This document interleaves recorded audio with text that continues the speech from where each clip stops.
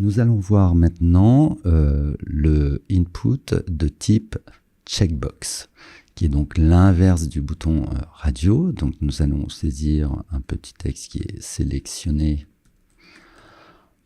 vos ingrédients par exemple.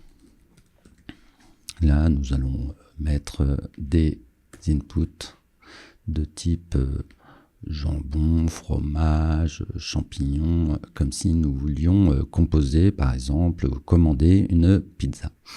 Donc, ici, je fais un copier-coller du premier input et label que nous avions utilisé au-dessus. Je vais les appeler donc ingrédient 1 pour l'ID et le for. Le type, nous devons le changer en checkbox. Et le name, nous allons le nommer ingrédient.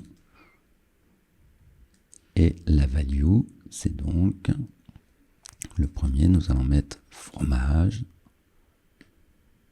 Et ici également, fromage. Très bien. Nous avons donc notre premier ingrédient qui est apparu dans notre navigateur.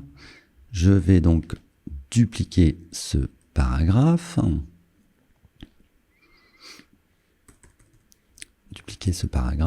et faire le deuxième qui sera donc le jambon par exemple, jambon, et ici je vais l'appeler donc ingrédient 2, et donc, nous voyons dans le navigateur que nous avons donc nos deux inputs de type checkbox qui sont apparus. Je peux cocher un ingrédient, soit le fromage, et je peux ajouter du jambon également. Donc là, on n'est pas sur une sélection à choix unique, mais une sélection multiple. Vous pouvez également, si vous le désirez, pré-cocher une case, mais ce n'est pas forcément nécessaire, cela dépend de ce que vous voulez proposer par défaut à votre utilisateur.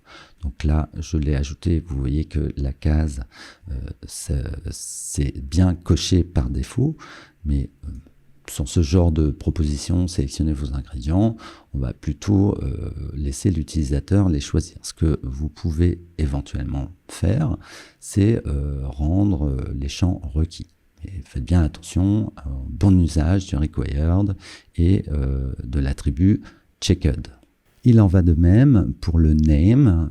Au niveau de l'input de type checkbox, vous devez garder le même name, auquel cas les informations ne seront pas regroupées lors de l'envoi du formulaire au niveau de l'intitulé.